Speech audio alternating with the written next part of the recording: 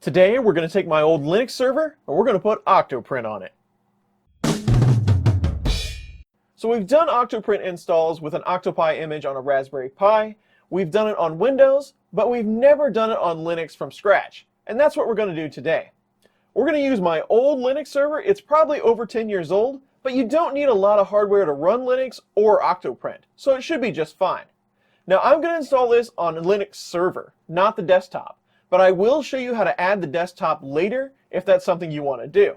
So this is going to be pretty much all command line. So let's go ahead and get into the build. So let's open up a browser. My favorite flavor of Linux is Ubuntu, so let's go download the newest copy. We'll head to the download page, and we're going to download 1804 Server Edition. Just FYI, these ISO files can be somewhat large. This one is 834 meg. Now we're going to need some software to be able to write this ISO to our USB key, and we are going to use Rufus. We can download that here, and we can run it. I have my 8 gig USB drive mounted. You can probably use even smaller than that. We're going to burn an ISO. We'll select it here. Ubuntu server, open, start. If you get this message, go ahead and allow it to download the newer version of SysLinux and use that for this ISO. And we want to write the ISO in image mode. Hit OK. This will overwrite everything on that USB drive. Hit OK. And our USB drive should be ready. So we can go ahead and remove it, and we can move it over to the server. Now if you're doing a standalone install like I'm doing here on a desktop, you will need some sort of monitor and keyboard, as well as a connection to the internet, or at least to the network. After we get the server stood up, we'll do everything from Putty, so you can lose the monitor and keyboard and it'll be headless. But you're going to need that for the install. So let's get started. Showing any type of monitor or console on camera is always a chore. Let's see what we can get done. So you've got everything cabled up, you've got your USB drive in. Let's go ahead and power on the server. So on first boot up, we're probably going to need to get into the BIOS and select a boot drive, or at least into the boot menu. I think this one is escape. So we'll hit escape on the keyboard. No, it was delete on this one. That's okay, we're into the BIOS. So we're going to go into advanced BIOS. Again, this is old school. This probably isn't even around anymore. We'll go down to boot sequence, and we're going to make our third device, our USB drive, the first device. So we'll make our third device, our CD, our second device, our hard drive, first device, USB. Then we hit escape, escape.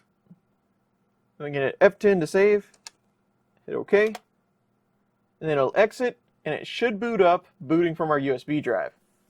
And it's booting up from our new drive, and it's going to start the install. Pick which language you want, and go in English. Identify keyboard, you can skip this if you want.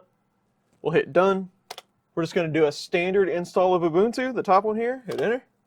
I've got two network interfaces, that's what it's telling here, but I've got only one plugged in and it grabbed an IP DHCP, so that's fine as long as it grabbed one. You know it's going to connect to the network. Go ahead and hit done. I don't need a proxy server to get out to the internet. Go ahead and hit enter. The default mirror address for grabbing packages is fine. Go ahead and hit enter. I'm going to go to the second option because I like Logic Volume Manager, and I'm going to use the entire disk for this install. It doesn't mean you can't use the rest of the space, but you want to wipe out the whole disk, so hit enter. I want to select which drive I want. I've got a 120 gig drive in there, SSD. That's the one I want.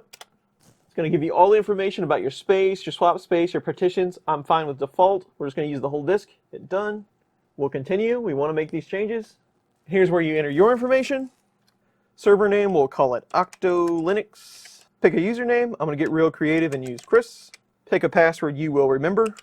If you go down and hit done, it's going to ask if you want to install OpenSSH. That's exactly what we want to use. So we're going to hit space to tick that.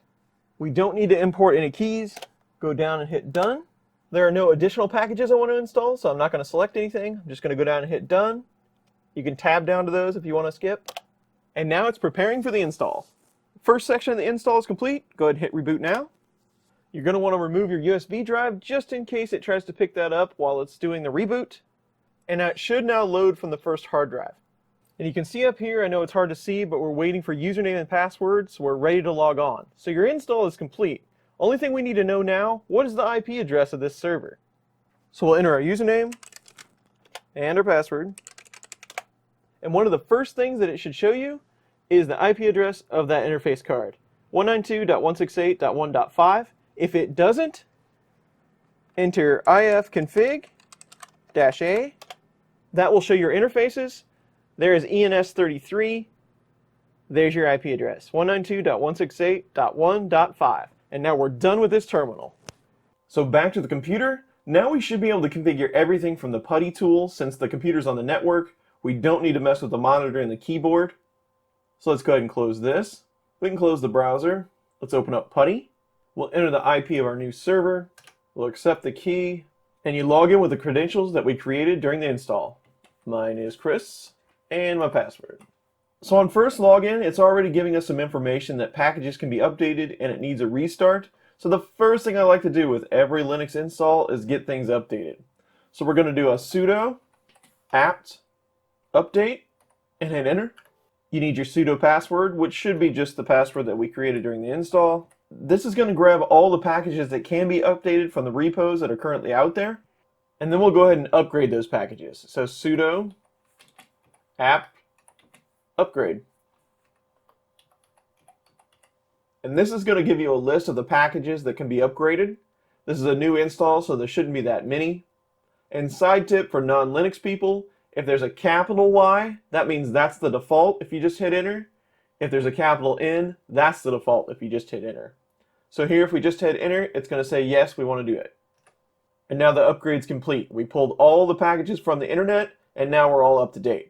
So anytime you do upgrades on Linux, it's a good time to reboot. So let's go ahead and do that. Sudo reboot. And I don't think you need a time parameter anymore, but I still like to put now on it. So the reboot's complete. Let's go ahead up here and restart the session. Log back in. 0 packages to update, no restart required. We're good to go. And as far as installing Octoprint on Linux, that's an actual install of Octoprint, just installing it from source. We've been installing it from a Pi image that's already set up. This is going to be an actual install. And the guide out here in GitHub is pretty much spot on. So we're just going to loosely follow this guide. And all the commands that I run in this tutorial, one by one, will be in the document in the description below. So you should be able to just copy and paste. First thing we're going to do is get all of the Python parts installed. So pip, dev, setup tools, virtual environment, all that good stuff, all in this one command. So we'll go ahead and hit enter, sudo password, and it's going to pull in a list of all the packages that it needs to install these packages. And that's a good thing. We want that. So we'll go ahead and let it continue. All the Python stuff is installed. Now we're going to make a directory Octoprint, and we're going to change into that directory. This is in your current home directory, by the way. You know that by this tilde right here. Just general Linux tips. If you don't know what directory you're in, pwd will tell you that. We're in home Chris Octoprint. Now we run virtual env venv. That creates a folder and allows us to execute the virtual environment in that folder. And then within the venv folder, we're going to run scripts activate. We're going to run that script to get everything set up. Source venv/bin/activate. Now you see this handle over here, venv. Now we're ready to install the environment. First, we'll issue the pip upgrade command to make sure we have the newest version of pip. We're already up to date. That's good. Now we're going to issue the pip install command from the latest Git URL on the internet. So it's going to pull it down, the latest version, and install it. And hit enter. The install portion is complete, and we have built Octoprint. So now we want to make sure that our user, Chris, has access to the TTY group. So we'll go ahead and run this command. And we also want to make sure that our user has access to the dial out group. So we'll just change this one to dial out. That's just going to make sure that we have access to the serial ports. And if we issue the serve script from our Octoprint directory, we should be able to start Octoprint. So home directory Octoprint venv/bin/Octoprint, and then serve. serve. And this should look just like any other startup of Octoprint. And with that, just starting the server, we should be able to just open a browser. We'll go to the IEP of that server, 192.168.1.5, port 5000, and our Octoprint wizard should be there and ready to go. And that's all fine and good if you just want to access your Octoprint via IP and the port number, but we also need to add a few other things to make it convenient to use. So back to Putty. We can Control-C to stop this server for now. Now we want to start Octoprint in the background every time the server reboots. So the first thing we need to do is download and install the init.d script. There's one out there in the repository just for this. So we're going to download it, and we're going to move it into our etc init.d. So go ahead and hit enter. We're good, and we also need to do the default script. It downloaded it and moved it into etc default. That's good. We want to do a chmod and make sure the permissions are correct. We should be all set there. Now since we downloaded these scripts that do this, they default into the Pi user. We're using our home user, or the user we created, so we need to change that in a few places. And the first place is in this default script, etc/default/octoprint. So we're going to do sudo nano and then that file location. And since we're not using the Pi user, we need to update a few things in here. So Octoprint user, we're actually using our own user account. So Chris, this is the user that's going to start it. Base directory is home/Chris. Config file location, home/Chris. Port 5000 is fine. Daemon, we want it to run in home/Chris. And everything else should be okay. So we can Control X and hit Y and enter to save. So now it should start every time we reboot. Now we need to add the script to the auto start. So sudo update-rc.d octoprint defaults, hit enter. And now it should be listed as a service. So we can do sudo service octoprint status. And it's currently inactive. So you can start it, do another status, and we're active and running. So let's go ahead and stop it for now. We have more work to do. One thing we need to do and just get it out of the way is to alter permissions so that Chris, the user, can use sudo shutdown commands without having to enter a password. So you can use those shutdown commands on the GUI.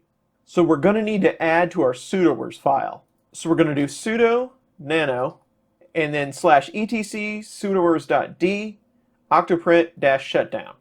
And then in here we're going to put an entry for user Chris, all equals no password : /sbin/shutdown. This allows us to run shutdown with no password. So that should be good. Go ahead and Control X, Y, and enter to save. Now the next thing we want to do is to be able to access Octoprint without having to use a port number, and the easiest way to do that is with HAProxy. So let's install that. Sudo apt install HAProxy. Now we'll have to edit the HAProxy file, and there is a nice example out there in the tutorial. So let's do sudo nano /etc/haproxy/haproxy.cfg. Here's what the default file looks like. Not a whole lot in there that's going to help us out. So let's exit and let's copy the default file into etc/haproxy/haproxy.cfg_old. And let's remove the default haproxy file now that we have it saved in old. And we'll just open up haproxy.cfg in nano. It should be empty. We're creating a new file. And we're going to paste in our example. So any request that comes in for 5000, it's going to round it to 80, and the webcam from 8080. It's going to allow the GUI to work correctly. So this should be good. Go ahead and hit Control X, Y, and enter to save. We also need to enable haproxy by editing a file. So sudo nano etc/default/haproxy. And down here at the bottom, we need to add enable, all caps, equals 1. Then we can Control X, Y, and enter to save. And now to make sure that that worked, do sudo service haproxy. And if you get that message, you should be good, but we can go ahead and do status, active and running. Let's go ahead and do a restart just to make sure in case we made any changes. We'll do another status, and that should be all set. Now if we start Octoprint back up, sudo service octoprint start. If haproxy is working correctly, we should be able to go to the browser, take off this 5000, hit enter, and Octoprint comes up. So haproxy is looking good. So we're getting close to being done, but of course we need some webcams. So we have to install mjpg streamer. We're going to change directory back to our home directory using the tilde. We have a bunch of different libraries that we need to install. Again, all these commands will be available for you. Go ahead and install these. Go ahead and hit yes. The install is done. Now we need to clone the mjpeg streamer from Git. So git clone URL. In your home directory, you now have an mjpeg streamer directory. Let's go ahead and get into that. Change directory, mjpg. And we want to get into the experimental. cd mjpg experiment streamer experimental. Good there. We need to export our LD library path to here. Export LD_library_path equals dot. And then we need to run a make. This should go through and compile and build everything we need to make it work. Now with any luck, if we start this by hand, You need the correct options, but Octoprint should do this for you in the future. This is just a test. And this is a valid test. MJPG Streamer is working. I just don't have my cam plugged in at the moment. I'll do that. We also want to build in some start and stop scripts for the webcams. So in your home user directory, let's make a directory called scripts. And then in scripts, we'll change directory into there. We want to create a file called webcam. And we'll paste in this code snippet. Again, all this will be available. This is just a simple shell script to be able to start and stop that cam. And you need to update this line right here. It has the Pi user in it by default. We want to put it to our username, so Chris. Control X, Y, enter to save. And then we need to make sure that that is executable. So chmod plus x/home/chris/scripts webcam. And just a side note, if you do an ls here, if it's in green, it's executable. We also want to create a webcam daemon file. So nano webcam capital D AEMON. Paste this code snippet. And you need to update any of this information up here where your home directory is. Like if it says Pi, we're using our current user. You can update your resolution and your FPS. Mine should be okay at default. All this should be good. Go ahead and Control X, Y, and enter to save. And again, we need to chmod that so it's executable. So webcam daemon, ls, they're both green, we should be good. And I want the webcam to start automatically on reboot, so we need to update rc local. So let's do sudo nano /etc rc local. And this is kind of old school. I don't think they even use this anymore, but it does still work. So I'm going to build the file real quick. It just needs an exit at the end. And anything you put in here will start on startup. So we're going to do home Chris scripts webcam start. That should get our webcam fired up every time we boot. Control X, Y, enter to save. Let's take a look at etc real quick. ls/etc. rc.local is right there. It is not executable, so we want to make it executable. Sudo chmod +x/etc/rc.local. We'll do another list. There it is in green. It's executable. Now there's one more feature of Octoprint that I think is really handy, and that's being able to use a DNS name to access it. It's usually octopi.local. None of that is set up currently, so let's go ahead and set that up. And we're going to do that by using Avahi. So we need to install that. Sudo apt install avahi-daemon. That's installed. We now need to edit our host name. This is where you can name it whatever you like. Your printer name, whatever you want. Octo Linux is fine with me, but here's where you change that name. So we can just exit. And we also need to make sure everything is correct in etc hosts.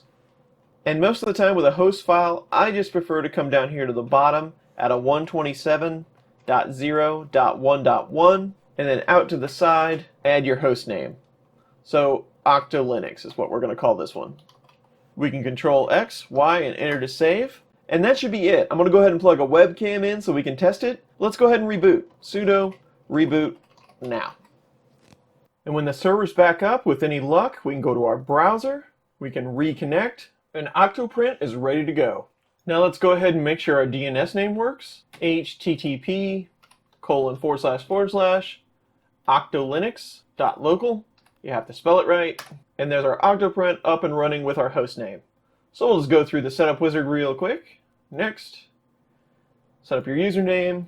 Next. I urge you to go ahead and enable the anonymous usage tracking. I'm probably not going to keep this server, so I'm going to disable it, but sending that information is very valuable. Enable connectivity check.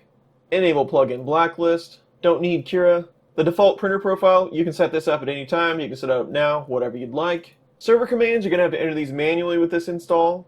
And sometimes this is dependent on the type of Linux you run, but most of the time it's pretty generic. So restart Octoprint, you're going to want to use that service, sudo service octoprint restart. Restart system, you can use sudo shutdown-r now, that's a restart. And then system shutdown, instead of -r, you can use -h for halt. Hit next. Webcam and time lapse, again, you can do this anytime you'd like, but the stream URL, the default, is webcam/question-action=stream. Snapshot URL, that is the local host IP on port 8080. This is for time-lapse. And path to FFmpeg streamer, we want to do /user/bin /ffmpeg. Now we can test that. We can test these other ones. How about our stream URL? Hey, look, it's a Benchy. And how about our snapshot URL? Hey, it's a Benchy. Everything is working. Hit next and finish. We can hit reload now. Let's go to control, and there's our web stream. Everything else looks just like it should be. It should be exactly like running an OctoPi image. Let's plug in a printer and make sure everything's working as expected. Do a quick refresh. There's our USB port. My baud rate, I think, is 11.5200. Let's connect. We are connected. Everything's showing up in the terminal. We are good to go. So that gets us our headless server install for Octoprint on Linux server. You don't have a desktop on this monitor, but if you don't intend to use it that way, you don't need one. Now, what if you want a desktop to be able to access Octoprint at the server? Well, I'll show you how to install that now. It's pretty much just one command. So right now, if you plug a monitor and keyboard into your server, all you're going to get is command line. But we can fix that. Back to Putty. We're going to enter sudo apt-get install Ubuntu desktop. This is going to install the GNOME desktop. There's a bunch of different ones for Linux, but this is probably the most popular and user-friendly. So this takes a minute, and then about 20 minutes later, the desktop install is done. But if we reboot and we go to the console, we should have a GUI now, a full desktop that you can use. So let's do sudo reboot now. When it boots up, you'll have a regular desktop. You can log in. You're going to get some welcome screens, but it's going to have pretty much any feature that every other operating system does. So if you're going to put this Linux server in your print farm area, it might be handy to have a keyboard and a desktop. You can browse the internet. You can browse to your Octoprint instances. You have the same type of browser here with Firefox. You can do all the same stuff that you can do from any PC. And that was a lot of command line even for me. Now, why would you want to do a Linux install from scratch? Well, because Linux comes in a lot of different varieties, not just the kind that run on the Raspberry Pi or the micro PC. You can run Linux on pretty much anything. And it's going to be the lightest weight operating system with the most power to run Octoprint. So you can do some pretty impressive things, and you can integrate some automation within Linux and Octoprint at the same time. It's pretty handy to have. Now, I know that there was a lot to this, and there was a lot of CLI and screen share and trying to keep up with those commands, but I've tried to put the document together where I've just chunked it up in pieces so you can scrape it and run it all at once, build a few files, and you should be ready to go. Hopefully you found this helpful. If you did, please consider giving it a thumbs up or subscribing to my channel. If not, leave your thoughts in the comments below, and as always, thanks for watching.